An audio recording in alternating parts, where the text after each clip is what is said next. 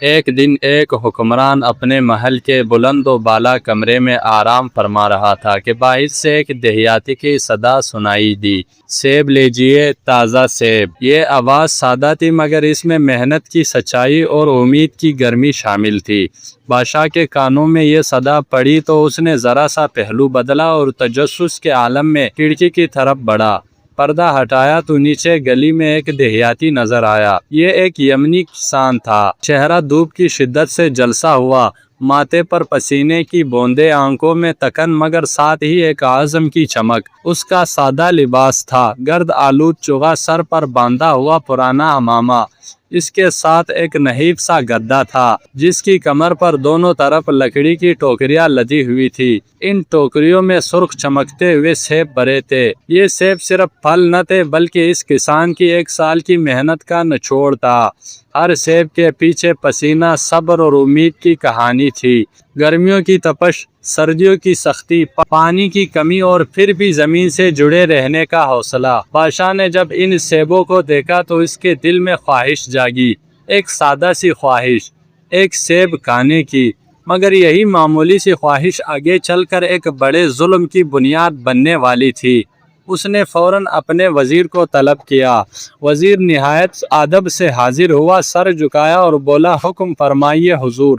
بادشاہ نے بے نیازی سے کہا، خزانے سے 5 سونے کے سکے لے لو اور میرے لیے ایک بہترین سیب لے آؤ۔ یہ حکم بظاہر نہایت معمولی تھا، ایک سیب اور اس کے بدلے 5 سونے کے سکے، لیکن اس حکم کے پیچھے ایک خامی تھی۔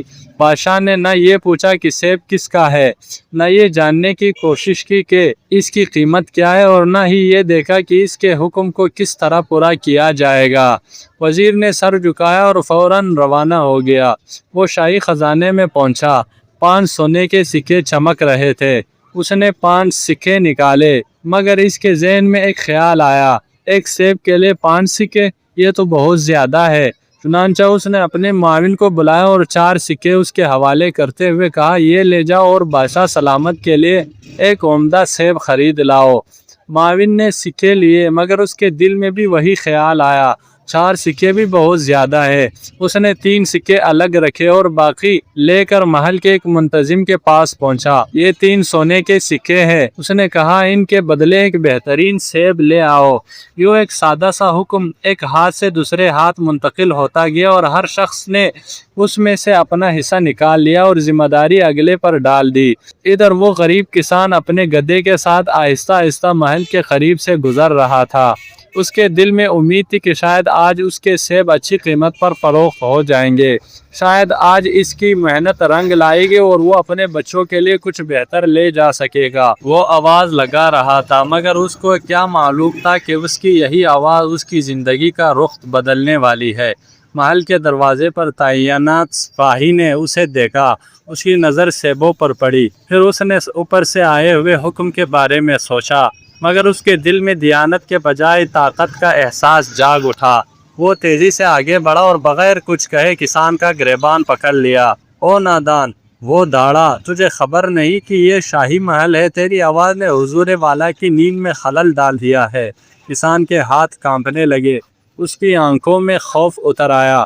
اس نے فوراً ہاتھ جوڑ دیے اور گڑ گڑانے لگا، حضور میری خطا معاف کیجیے، میں نے تو بس اپنی روزی کمانے نکلا ہوں، یہ سیب میری سال بھر کی محنت ہے، مجھے قید نہ کیجیے۔ اس کی آواز میں سچائی تھی مگر سامنے کھڑا سپاہی اس سچائی کو سننے کے بجائے اپنے طاقت کے نشے میں تھا۔ یہی سے ناانصافی کا پہلا قدم اٹھا۔ ایک سادہ خواہش، ایک سیب کی، اب ظلم کی شکل اختیار کرنے جا رہی تھی۔ سپاہی کی گرفت اب بھی اس غریب کسان کے گریبان پر مضبوط تھی۔ کسان کی سانسیں تیز ہو چکی تھی اور اس کی چہرے پر خوف صاف جھلک رہا تھا۔ وہ بار بار التجا کر رہا تھا مگر سپاہی کے کان جیسے بند ہو چکے تھے۔ اس کے لیے یہ ایک معمولی موقع تھا اپنی طاقت دکھانے کا اور شاید کچھ حاصل کرنے کا بھی۔ سپاہی نے ایک لمحے کے لیے ادھر ادھر دیکھا، پھر وہ اپنی گرفت کچھ ڈھیلی کی اور دھیمی مگر سخت آواز میں بولا، اگر اپنی جان بچانی ہے تو جو کچھ تیرے پاس ہے خاموشی سے میرے حوالے کر دے، ورنہ قید بھی ہوگی اور مار بھی پڑے گی۔ یہ سن کر کسان کے قدموں تلے زمین نکل گئی۔ اس کے پاس کھونے کو کچھ زیادہ نہ تھا سوائے ان سیبوں کے جو اس کے سال بھر کی محنت کا حاصل تھے۔ اس نے کانپتے ہوئے ہاتھوں سے گدھے کی طرف دیکھا، پھر آہستہ سے بولا، حضور یہ سب لے لیجئے، بس مجھے جانے دیجئے۔ یہ الفاظ ایک شکست خوردہ انسان کے تھے جس نے ظلم کے آگے ہتھیار ڈال دیے تھے۔ سپاہی نے فوراً دونوں ٹکریاں اپنے قبضے میں لے لی۔ اس کی آنکھوں میں ایک عجیب سی چمک آ گئی، لالچ کی چمک۔ اس نے جلدی سے چند بہترین سیب الگ کیے اور اپنے جھولی میں ڈال دیے، جیسے کوئی قیمتی خزانہ سمیٹ رہا ہو۔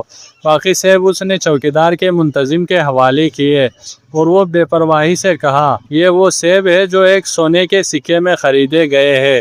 یہ جملہ جھوٹ پر مبنی تھا، مگر اس سے کہتے ہوئے اس کے چہرے پر کوئی جھجک نہ تھی، گویا جھوٹ اب ایک معمول بن چکا تھا۔ چوکیدار کا منتظم سیبوں کو دیکھ کر مسکرایا۔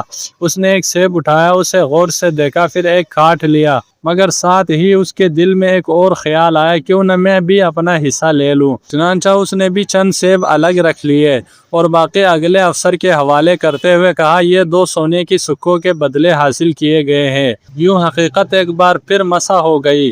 ایک جھوٹ نے دوسرے جھوٹ کو جنم دیا اور بدعنوانی کی زنجیر کی ایک کڑی سے دوسری کڑی تک پھیلنے چلی گئی۔ اگلے افسر بھی اسی سلسلے سے مختلف نہ تھا۔ اس نے سیبوں کو دیکھا، اس میں سے بہترین چنے اور باقی اوپر کے افسر کو بیچ دیے۔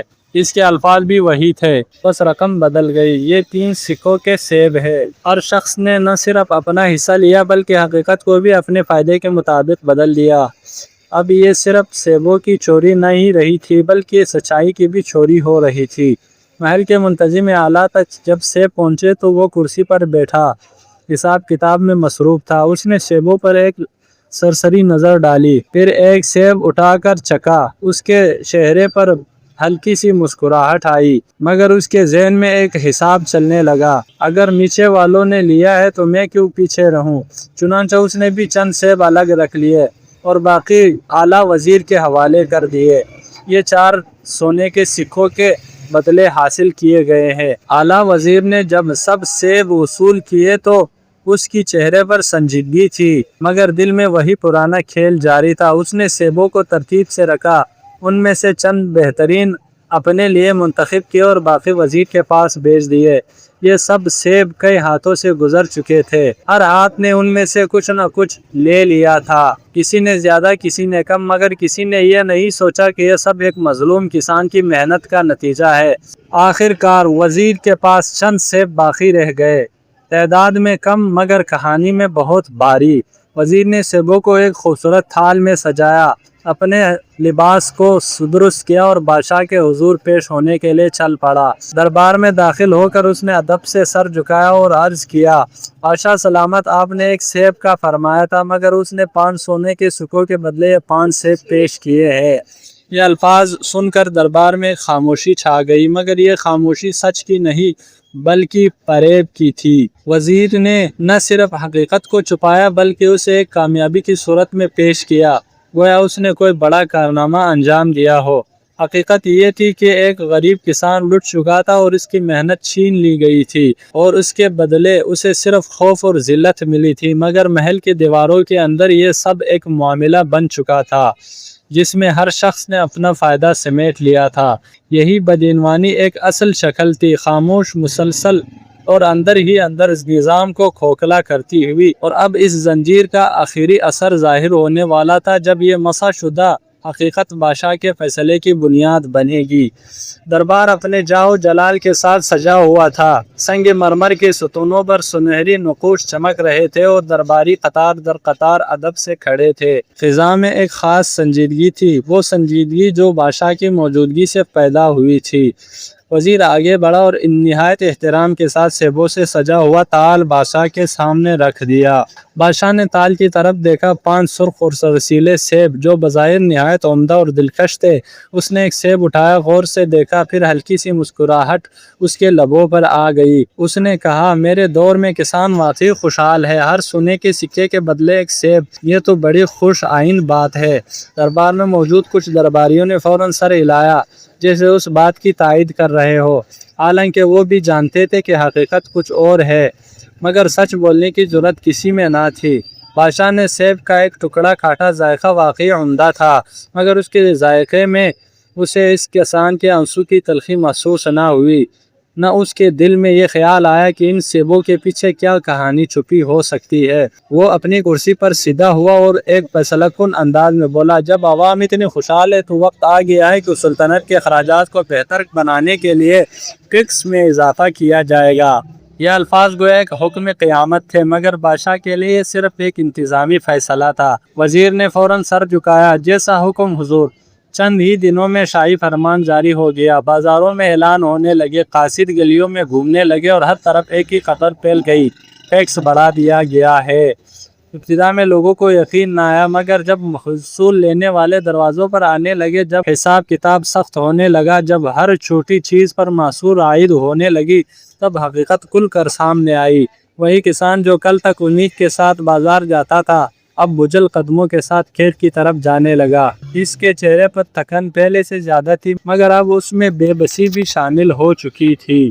اس نے اپنے سیبوں کے درختوں کی طرف دیکھا، وہی درخت جنہوں نے کبھی اسے امید دی تھی، مگر اب ہر پل اس کے ایک بوجھ محسوس ہونے لگا، کیونکہ اسے معلوم تھا کہ اس کی محنت کا بڑا حصہ ٹیکس کی نظر ہو جائے گا۔ اس کے گھر میں بھی تبدیلی آ گئی تھی۔ بچے بھی جو کبھی خوشی سے اس کے گرد جمع ہوتے تھے، اب خاموش بیٹھے رہتے۔ روٹی کم ہو گئی تھی اور فکر بڑھ گئی تھی۔ بازاروں کا حال بھی مختلف نہ تھا۔ جہاں پہلے رونق ہوا کرتی تھی، اب وہاں سناٹا چھانے لگا۔ دکاندار فکر مند تھے، خریدار کم ہو گئے تھے اور لین دین میں وہ روانی نہ رہی تھی۔ مزدور جو کبھی دن بھر محنت کرتے تھے، اب شام کو تھکے ہارے گھر لوٹتے، مگر ان کے ہاتھ خالی ہوتے۔ ان کے کمائی کا بڑا حصہ ٹیکس میں چلا جاتا اور باقی سے گھر کا گزارا مشکل ہو جاتا۔ آہستہ آہستہ پوری سلطنت پر ایک بوجھ سا آ گیا۔ یہ بوجھ صرف مالی نہ تھا، بلکہ ذہنی اور جذباتی بھی تھا۔ لوگوں کے دلوں میں بے چینی بڑھنے لگی اور امید کی جگہ مایوسی نے لے لی۔ اور یہ سب کیوں ہوا؟ صرف اس لیے کہ ایک بادشاہ نے بغیر تحقیق کے صرف ایک غلط اطلاع پر فیصلہ کر لیا۔ اسے یہ معلوم نہ تھا کہ اسے کے ایک حکم نے کس طرح ایک غریب کسان کو لٹوا دیا، اور پھر اسی جھوٹے تاثر کی بنیاد پر اس نے پوری قوم پر بوجھ ڈال دیا۔ یہ وہ لمحہ تھا جہاں ایک چھوٹی سی ناانصافی ایک بڑے ظلم میں بدل ہو چکی تھی۔ یہی وہ حقیقت ہے جس کی طرف امام ابو حامد الغزالی رحمۃ اللہ علیہ نے اشارہ کیا تھا۔ ظلم تباہی کی بنیاد ہے، اگرچہ معمولی ہو، کیونکہ چھوٹا ظلم بڑے ظلم تک لے جاتا ہے، پھر وہ عادت بن جاتا ہے اور اس کے نتیجے میں عوام اور ملک دونوں ہلاک ہو جاتے ہیں۔ واقعی یہاں بھی یہی ہوا تھا۔ ایک سکہ، پھر چند سیب، پھر ایک جھوٹ، پھر ایک فیصلہ اور آخرکار ایک پوری قوم کی پریشانی۔ اور ان کی ایک اور نصیحت بھی یہاں پوری طرح سچ ثابت ہوئی۔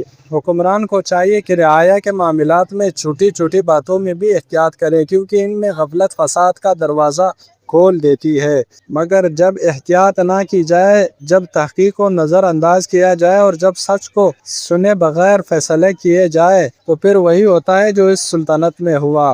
یہ کہانی ہمیں یہ سکھاتی ہے کہ ظلم ہمیشہ بڑے فیصلوں سے شروع نہیں ہوتا۔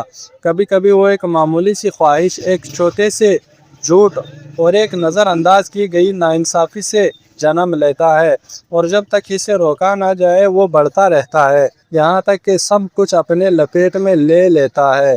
دوستو، یہ کہانی آپ کو کیسی لگی؟ کمنٹس میں اپنے رائے کا اظہار ضرور کیجیے گا۔ ہمارے چینل کو سبسکرائب کر دیجیے گا۔ ویڈیو دیکھنے کا بہت بہت شکریہ۔